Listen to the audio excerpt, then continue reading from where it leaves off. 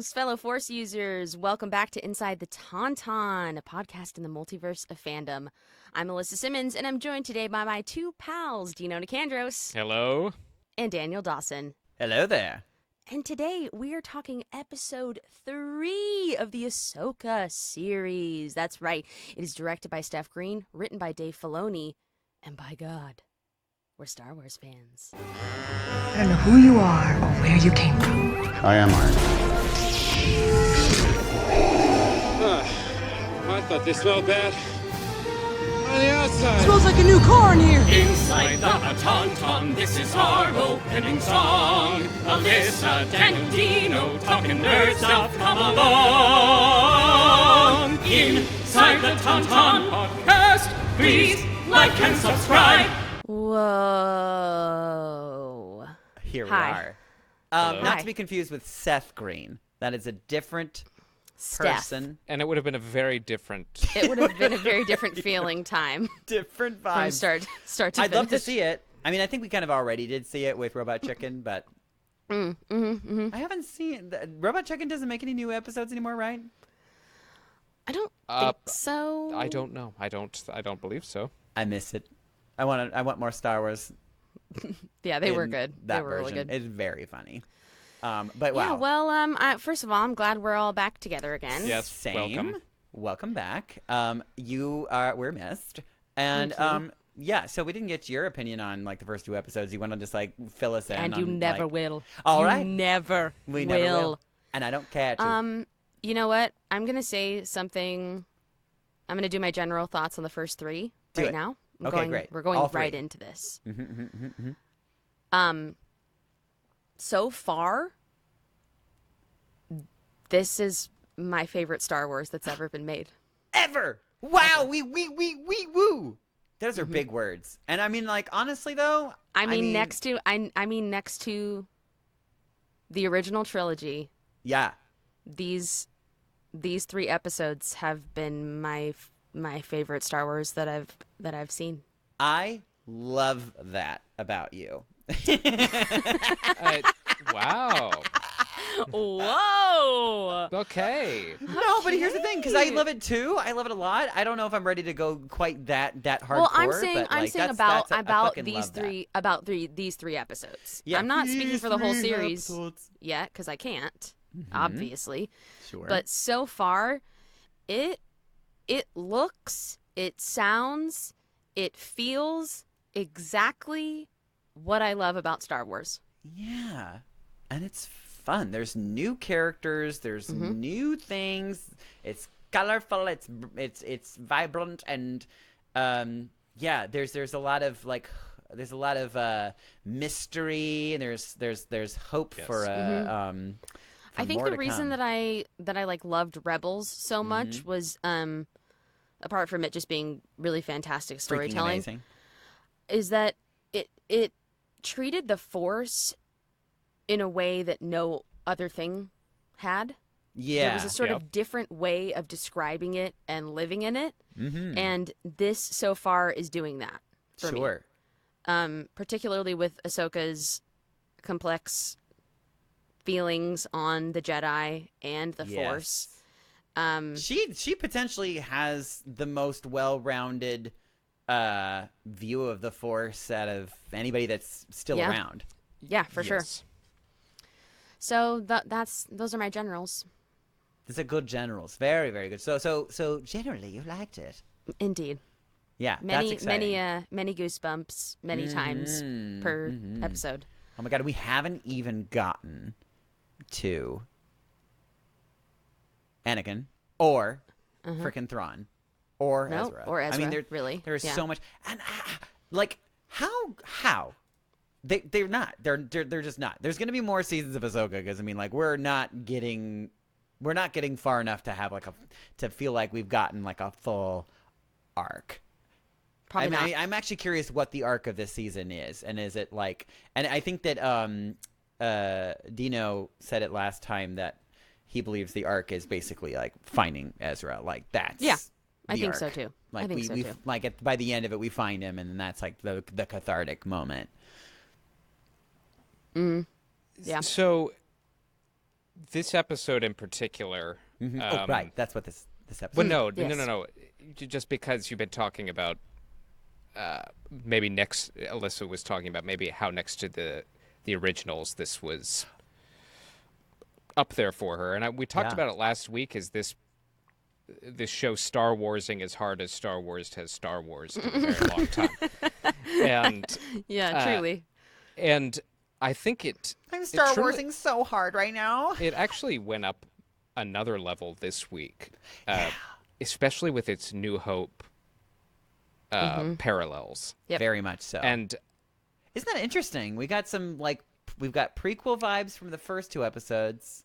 I actually got a really good side-by-side because Veronica and she's finally come around to watching Star Wars. So Really? We've watched A New Hope 2 nights ago. And So Empire when are you Strikes gonna Back pop the question last then? night. I guess at this point. Now the serious stuff is being done. Yeah. But it was completely coincidental that I watched it and then watched Ahsoka right after I watched A New Hope, and I was like, oh my god. Oh Like- my like- god. Like Dave Well, is... it's just so clearly Dave Filoni's absolute love letter to everything Star Wars. Mm-hmm. And you can just feel how much everyone else loved doing this show. Yeah. I mean, it's just so apparent. Sometimes you watch stuff and you're like, oh yeah, I mean they were doing the ink. They're good actors, like things are fun. But like Rosario Dawson in particular, and we've talked about this like a million times. She understands how important this character is to so many people. Yeah.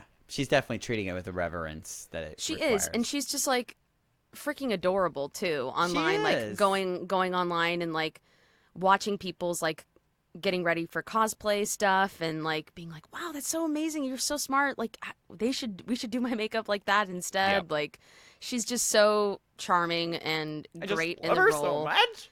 and I would do anything for her. Well, I think you kind of hit the nail on the head, Alyssa, because Disney's had some serious PR problems, I think, in recent times with some of their leads, as far as how they conduct themselves, maybe opinions they levy on the material, and Rosario is like the anti. Sipping the tea. Well, we're going to leave it there, but Rosario is the anti that in Yeah. that. Yeah, God, I mean, knock on the wood. fact that the campaign for her becoming that character happened like a decade ago online, Yeah. Mm-hmm. and she was just like, yes, please, like please Give let it me to be me? this character, Yes. like incredible.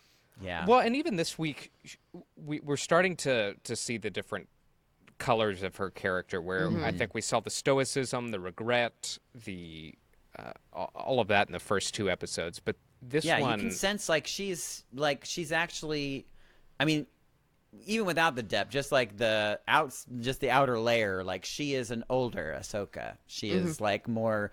She's got her energy is more reserved. She is more calculated about her movements than she used. I mean, she always was super calculated, I guess, but it's just less less kid energy and more more adult, I guess. yeah, she's seasoned, and Seasoned, yes. And seeing her sort of, comparing her relationship with her master and how that's reflective on her journey with Sabine, like, She comes yeah, from a it's long just- line it's- of English queens. it's a yes. It's just a really fascinating place to see her in. yes, But what were you two's general thoughts on this episode? You two's? Generally, I really enjoyed this episode too, for numerous reasons. But honestly, like, I'm sure there's probably some people out there that are like, oh gosh, they're spending so much time on this one, scene with them practicing. But I loved it for numerous reasons. Like, I mean, just like actually showing, Sabine's her journey from A to B. You know what I mean? Like us seeing her learning, but also just the this is kind of like a new way too, like with Hu Yang, is that right? Hu Yang. Yep. Yeah, Hu Yang's. I was obsessed with like his sort of video game quality, like quadruple lightsaber. Japanese training. Yes, I'm like so friggin' Really cool. cool. really just because without having to explain it, you could imagine how it worked and why. Because like once they were done, he like showed the lightsabers, The slice marks. and the slice marks, and some of them were yellow and some of them were red, and you're all like, okay, yeah, I think I get what that means. Like she. I also just love like that we've just fully leaned into the like. I mean, he's a droid, but like he's like a droid on the spectrum. Yeah. Yeah, just does not Because quite he's just get like, the social cues. No, you're just absolutely would Well, not have been very put into honest. the It's Jedi Hu Yang- Order. Like, there are two droids that occupy that space in Star Wars, and it's Hu Yang and K2SO from Rogue Yes. One, and they say whatever. Say it how it is. they are the Sheldon Cooper of Star Wars. But we talked about last week how Dave Filoni was, if Mandalorian was more Western, this is definitely more Japanese in its Yes. Yeah. storytelling style, even the aesthetic, even that whole cold open of them training and So cold. and it And just the fits tea so- moment, her yeah. using the Force to get the teacup, like it was It- just it just yeah. fits so well, and I think Star Wars really is at its best when it's mirroring its source material, which is Totally. Japanese filmmaking, And they set that up too Westerns. with that with the Mandalorian episode where they introduced Ahsoka for the first time. Yeah. Yeah. It was like that. With the magistrate who's back. Yeah, it just like we shifted from this kind of Western vibe to a very ultra like Japanese vibe. Yeah, it's cool. My Very one cool. note. Oh, my okay. one note. A just my gripe? single note is that they needed better eye contacts.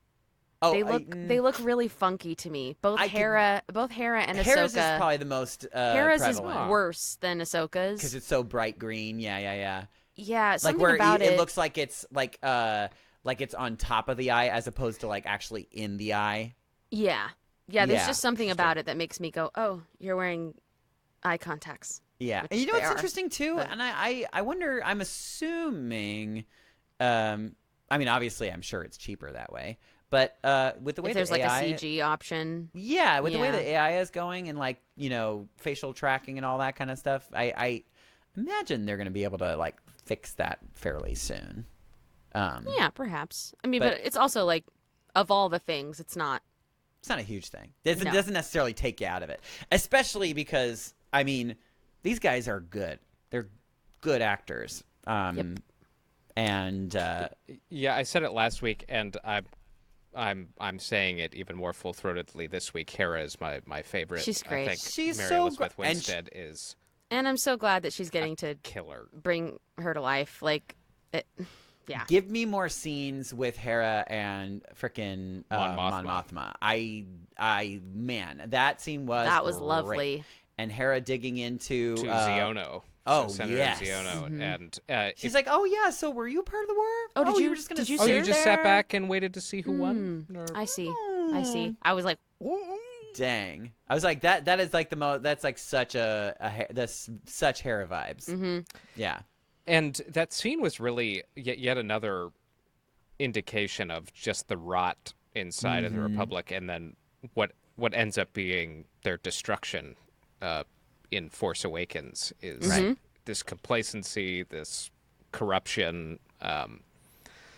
It's like they never. well, and the inability to. I mean, we see it in politics now. It's like, well, it's not evident that it's a problem right here and now. Right, So, we're good. right. When Sure. people are saying like, no, this is coming and this is happening and we need to Yeah. be prepared. And then it's like, oh, well, that's not real. So, and I can't actually see it right now. So, Right, and kicking Bye-bye. the can down the road. I mean, it's Our children. I gotta say, it's a thrill to have Kevin Kiner back working on this score. Oh, how I Yes! have We were talking about that missed last time too. He was gorgeous. how I have missed all of his stuff from Clone Wars and Rebels. He just gets it. He's the heir apparent to John Williams. Yeah, it's perfect. Every part of it. I mean, there are moments where I'm having to ask myself, like, is he quoting a theme from that, or is that just like that good that it feels like John Williams? Right. Yeah. It's well, it's and great, I said this to Daniel last week, where Ahsoka's theme, however it's quoted in the score, it now feels like it's part of the Star Wars music canon in the sense that it's recognizable and it's goosebump Yeah, in the piano book of Star Wars, it fits. Yeah. Yes. Right. yeah. Yeah, it's quite beautiful. Noticeably beautiful. This episode went. This is basically Rebels season 5, but yes, this episode felt the most Rebels-y to me. Yeah. Particularly. The space battle. And Ahsoka exiting the craft. Yes, which was very very fun. Right out of Rebels, and so. Oh yeah.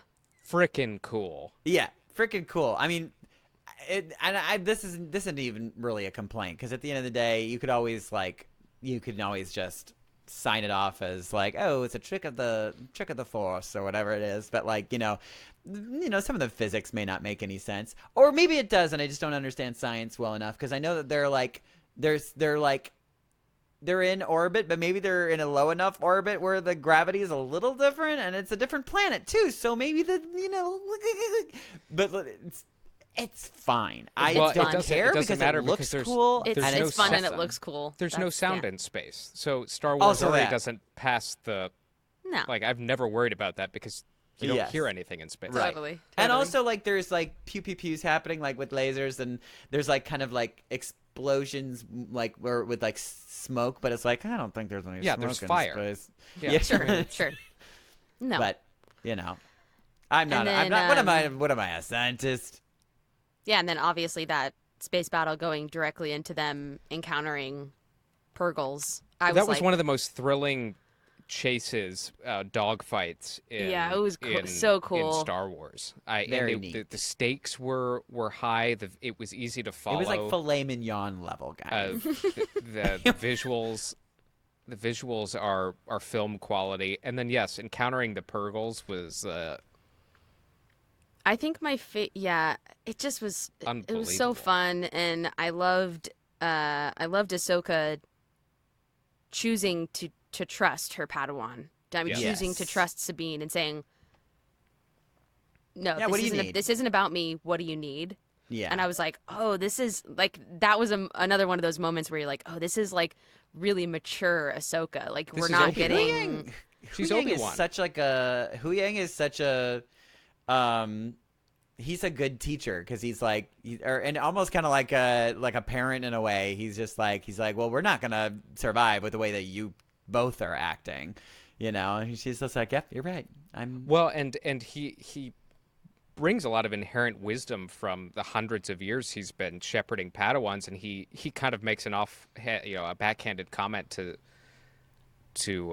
Ahsoka about Sabine, saying, you come from a line of non-traditional Jedi, so she long fits line right of English in. queens.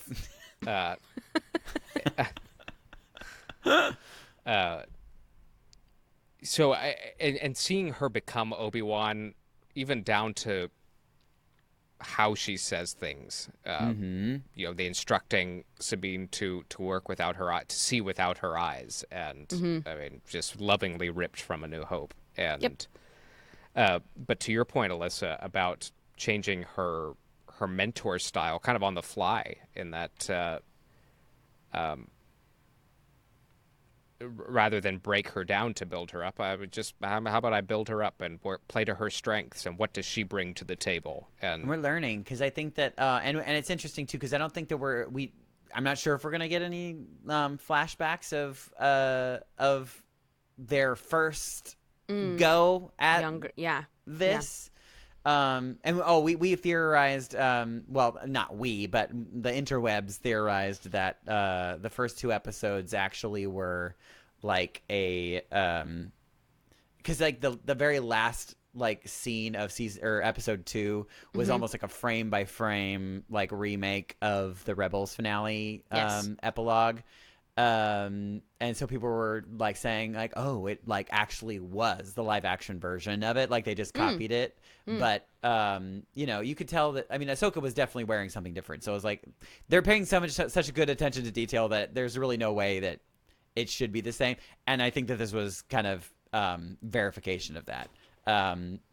That scene was definitely like made to look exactly the same, but it wasn't resemble the same. and feel the same way. Sure.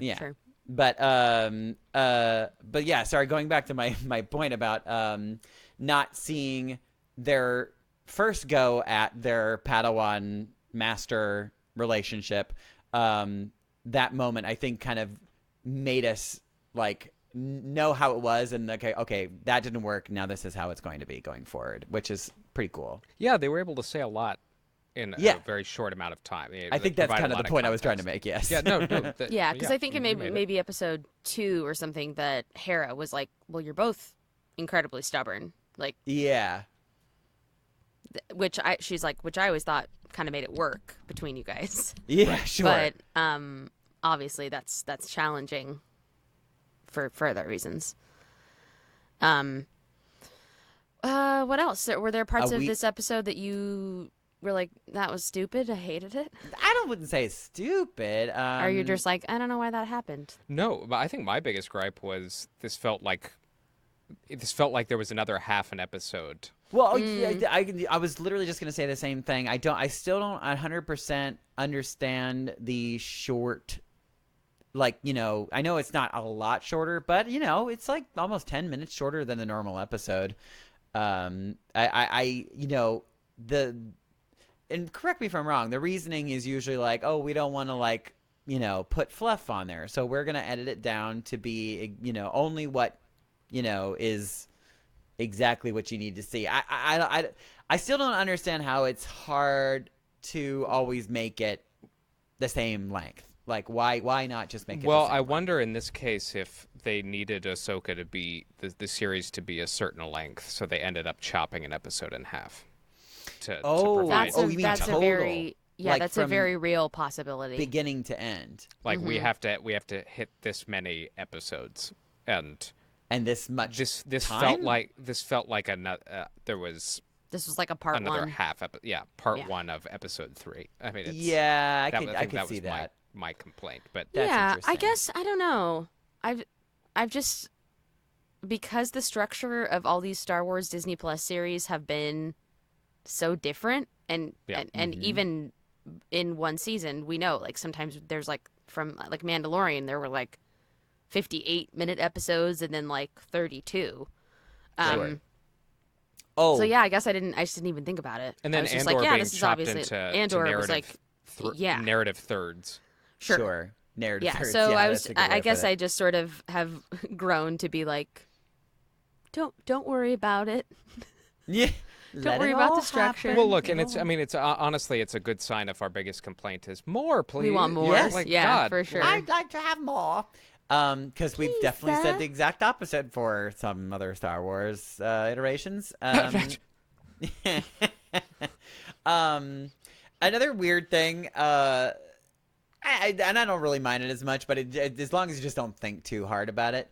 Because correct me if I'm wrong. Do we have a lot of like, do we have like a lot of like interspecies relationships happening where there's like kids? Nope. Like they have kids.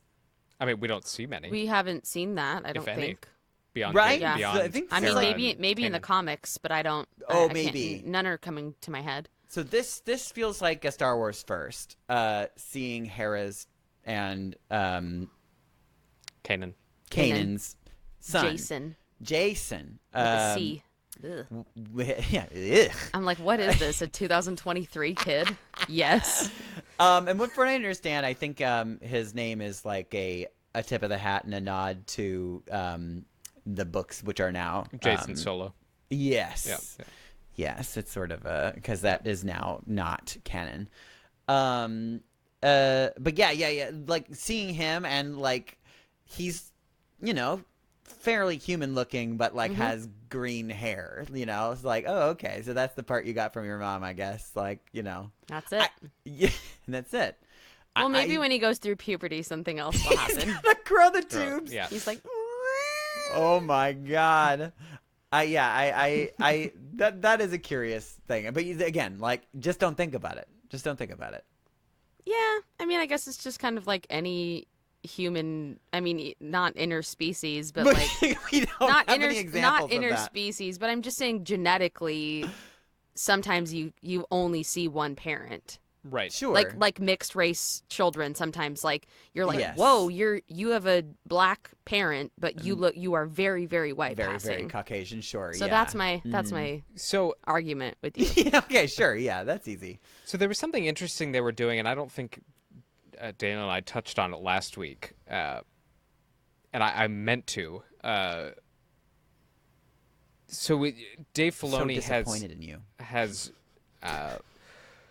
derived some of these many of the characters from Arthurian legends. Oh, right. Yes, taken we did. Sir, I like brushed on it, but I didn't have We enough. really didn't, and Maroc, you're talking about. and Morgan. Yes. Morgan.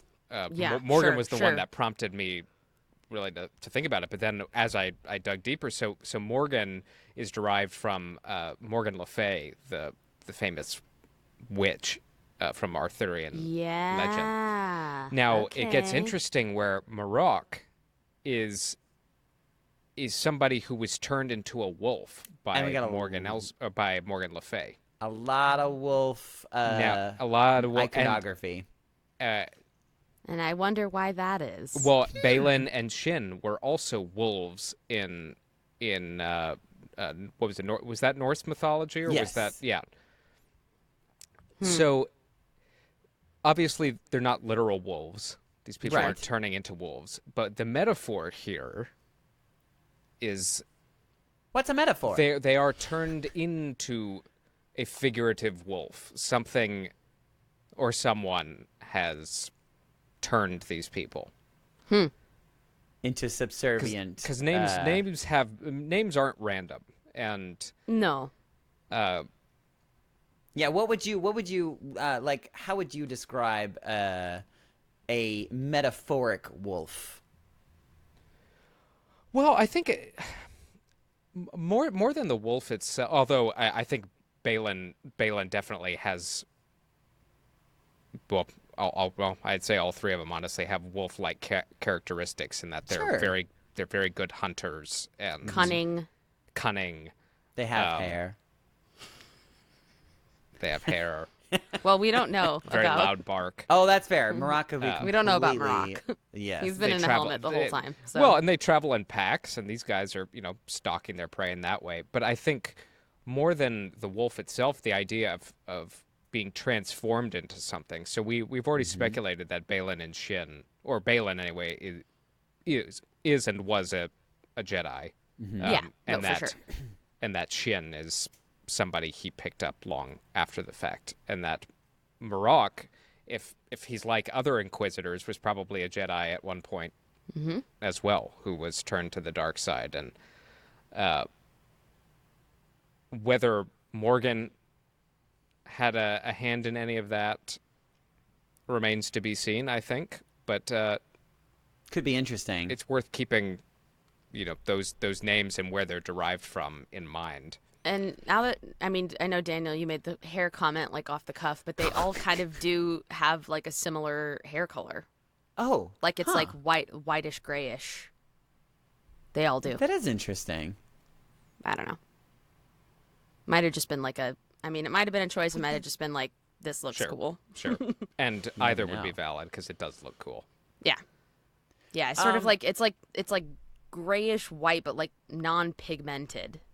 Like it looks like the color has been pulled out, Mm-hmm. Totally. Like almost devoid of color. Yeah. Mm-hmm. There was another theory that was going around the interwebs about because we're also kind of giving with the second episode being titled Toil and Trouble. Toil and Trouble, was it? Yeah. Toil the and second Trouble. one was Toil and Trouble, yeah. Toil and Trouble, which is obviously a Very I didn't say witchy. that in the intro, so how embarrassing. so Oh no, no because that one- was the second episode. no This one is the knows. third. This is the third. Oh episode. yeah, third is what Something was the else. third? What was it called? Shoot. First one was Master and Apprentice. I Time to remember that. Fly. There Time you go. to Fly. Time to fly. Well, let's start over. Well, all right. 1, 2, 2, 3. 3, clap. Oh God. But yes, Toilet Trouble is referring to the witches in Macbeth. Macbeth. Thank you. And there You are can't say that three- here. Yo, oh God, oh God, oh God. Everybody turn around 3 times and spit over your shoulder. We all have to record in a theater every single time. I'm doing this by the light of a ghost light. Yes, oh, it's such a spooky podcast. But yes, there are usually there's 3 witches in Macbeth. Whether or not they're trying to be super like on the nose about it, or if it's just like the fact that we have a witch in this, Yes, I think it's Yes. you know. Yes. But there was a theory that was going around that there are 3 witches in this show that will be revealed, and that Could be.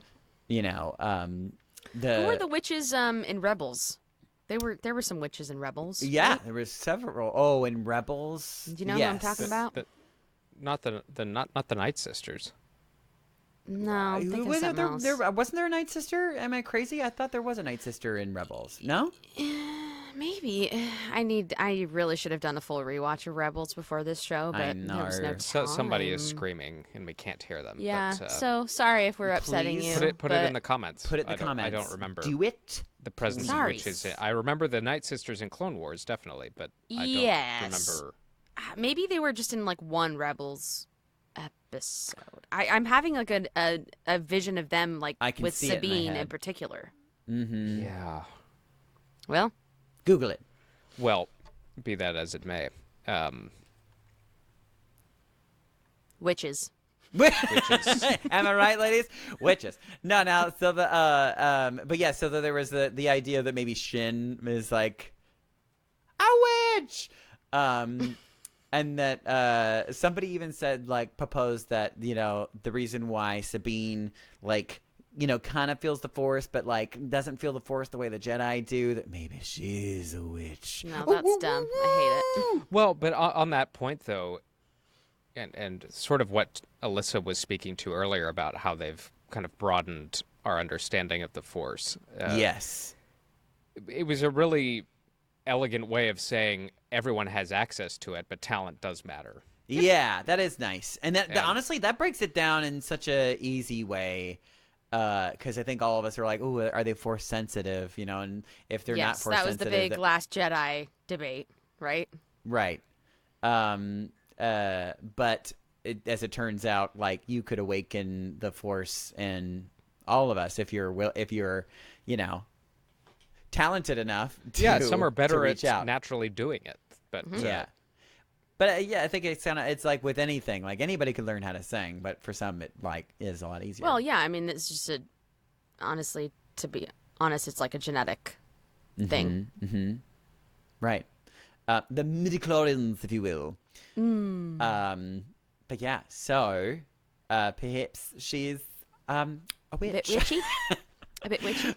But yeah, but it is cool too, just in general, which I really love about Dave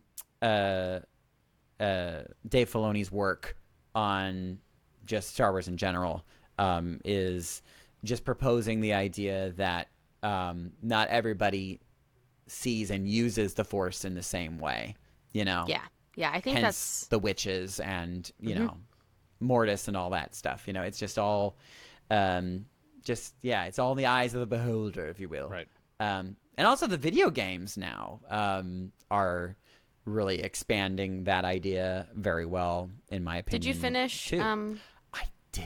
the And game? I'm freaking okay. So if we just do a little sidebar, I'm not going to spoil anything, but I just finished Jedi Survivor and I cried. Oh, okay. It was quite touching. Darker than I expected. And there was a twist in like, maybe 3/4 into the, I was like, I literally like gasped and was so upset and like also angry with myself that I didn't see it coming. Yeah, it was great. And they must be making a third if because it feels like they're trying to do a trilogy. I think that's probably the most spoiler of that, but anyway, needless to say, going back to my original point, it expands on the idea of really the first game more so than the second game expands the idea of like the Force being used by different cultures in completely different ways. Because the galaxy is big. Well, and I like that they're laying the groundwork. Ryan Johnson really did a bit of that in The Last Jedi. But I like that they're laying the groundwork for it, and especially now knowing that there is a new Jedi Order movie on the horizon with Rey building a new Order of Jedi, and I have to imagine that will be a core tenet of that feels like it. This new Jedi outlook. I have to say, I am very, very curious how they're going to fit the video game canon into the live action canon. And if that's going to happen, they've done it clumsily a bit with Obi-Wan, but and that's kind of my point because Inquisitorious and with the and also with the hidden path. Yes, for these, Jedi survivors. And so if that idea is going to continue to get expanded, like where does that end? And like, are we gonna see these, hidden path survivor Jedi? Like, sprinkled across. Yeah, is that gonna somehow find its way into the new like sequel Rey thing? Or is this gonna be more of Ahsoka's like discovery? I'm just curious, like the day that like Cal Kestis like meets up with one of our legacy characters, I'm just gonna like poop my actual pants. Like it's live gonna action happen. It's absolutely going to happen. It just feels like it's gonna. Yeah, well, and, it will. And tangentially, Dave Filoni what a great word. I can't say any word without you making a comment. I was complimenting you. It's just lovely. But he's opened the idea, with the show, we knew they were going to have to go to another galaxy to find Thrawn and Ezra. And Daniel and I talked a little bit last week about the implications of that. And just from a storytelling standpoint, what you can do with an untouched galaxy. Yeah. I mean, anything. Which has never been done in Star Wars live action anyway. Which it feels like it's going towards that with this hyperspace ring. And if you're looking for if you're looking for a post Rise of Skywalker problem to solve or adventure to go on, what better way than to leave the known galaxy and deal with whatever's out there. Yeah. There's also I'm seeing more and more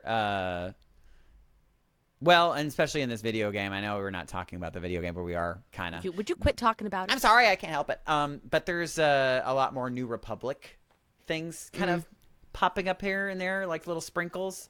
There a lot in the video game, but yeah, I was like actually connecting some of the dots from the book, and I was just like, oh my god, that's like you wouldn't know what that was unless you read the book. So it's kind of they're really, really, really wanting us to go out there and like read and watch all of the content. And I read a lot of the books that came out.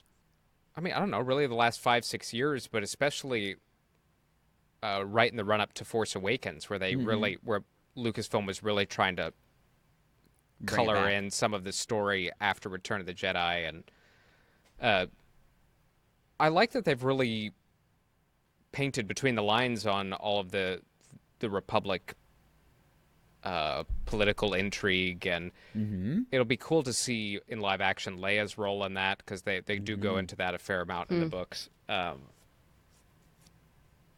just what lays the groundwork. It's all smooth. It's all about making the sequels, presenting the sequels in as fine a light as possible, and it worked for the prequels. Clone Wars saved the prequels. Yep. Yeah. And I will die on that hill. Oh no. We're with you. We're with you. Easily agreeable. But I think that work is being done now. I do And that's, too. again, that's not me shitting on the sequels. Like, No. we've talked No, ad but it's nauseum just, about I the mean, best it's parts the- and the worst parts. And It's also the foundation of what Star Wars is Right. from the first movie. Like, how can we make the things from the first movie make sense now that we know that there are going to be more of them? Right. You know? Right. Which And they're is gonna just say fun. this is the way it was always planned. Of we course. always planned it. And if you this can way. make it make sense, then I don't care when it was planned, to be Who honest. Yeah. But cares. Yeah. I was gonna do another edition of Who is Marok this week, just based on Who is Marok? the crazy internet discourse, Oh my gosh. Okay. and it just let's- feels like Everyone's favorite game. WandaVision all over again. Oh sure. I've been yeah. avoiding all Just Reddit don't do it, stuff because he's none of I those know it people, will- guys. He's none Yeah. of those people.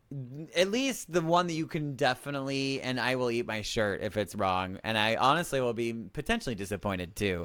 It's not Ezra. There is 0.0% It is- chance. Oh my gosh. 4,000% everybody- not Ezra. I'm not clicking on your article. I already know what it says. And you're wrong. And You're wrong. You And I don't even think it's clickbait I don't piece of think it's Barris Offee either.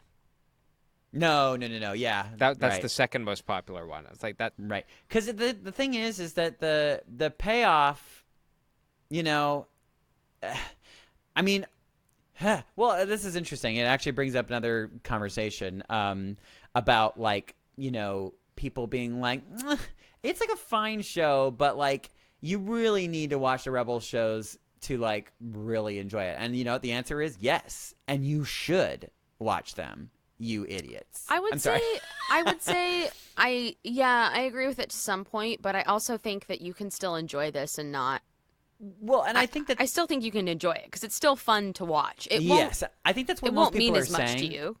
Correct, and I think that's what people are saying. They're kind of like, it's a good show. It's a good Star Wars, but I don't really feel the feelings, which because you know what you don't really know or care Yeah, about these sure. characters yet. You know, because it's you know only episode 3.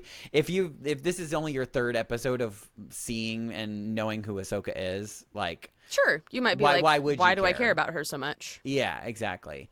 But you will, and I guarantee you will very much if you watch Clone Wars and Rebels, and you should. Yeah. We'll just say that every single episode because we That's just the need to truth keep of it. harping. It's the truth. That's the Yeah. gospel truth. Okay. So yeah. Well, oh God, why did I go on that road? Oh dear. Oh, we were talking about Marok. Rock. Yeah, about and The Barris, internet and so people. so Barris. yeah. So the idea of it being like a not like a deep dive reach character, but kinda. It's not gonna. Yeah, it's not Like gonna the mean payoff anything. of her, No. like the reveal of her being Barris. I don't think anybody's gonna be like, oh, Because Barris like, was already kind of off her rocker right. to begin Yeah. with, right? So like, okay, you're Mm-hmm. an inquisitor. When Yeah. did that happen? And Yeah, All right. okay, what a that, shame. that tracks. Yeah. Right. right. I think we should all prepare ourselves for Marok just being Just being Marok. Yeah, Yeah. And like, that's well, fine, I think everybody. I think we talked about it last week, Daniel. About I just- love his voice design, by the way. Yes, It's really It's cool. cool. the presence of an inquisitor, I think, is just at this point, just to illustrate Morgan bringing together all of these different sects A of ragtag bag. of either dark side users or Imperial sympathizers, and putting them all under one umbrella, which is the whole point of bringing Thrawn back. So, like Boba Fett, The silver hair guys. like I'm thinking of like Boba Fett and Empire Strikes Back before we decided to fill in his backstory and all of that. Like he's just somebody who looks cool. yeah, Yeah, right, he looks right. cool. He's a bounty hunter. That's all you he's need gonna, to know. And that was enough for almost 40 years. So Yeah. And the reason that everyone wanted to know his backstory he looked was cool. pretty much because he looked cool. He had a lot of really neat little bells and Neat whistles. gadgets and He's got gadgets and gizmos, funny. he's the new live action Ariel. this time. You want a flamethrower? I got 20.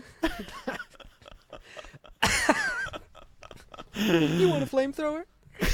Stupid. Who cares? Jesus. Well, do you have any other thoughts about this episode before we Live action Purgles say are cool. bye-bye? Oh my Yes, god, they the look great. Purgles are just so cool. Them flying between all their tentacles and stuff was Freaking cool. as hell. awesome.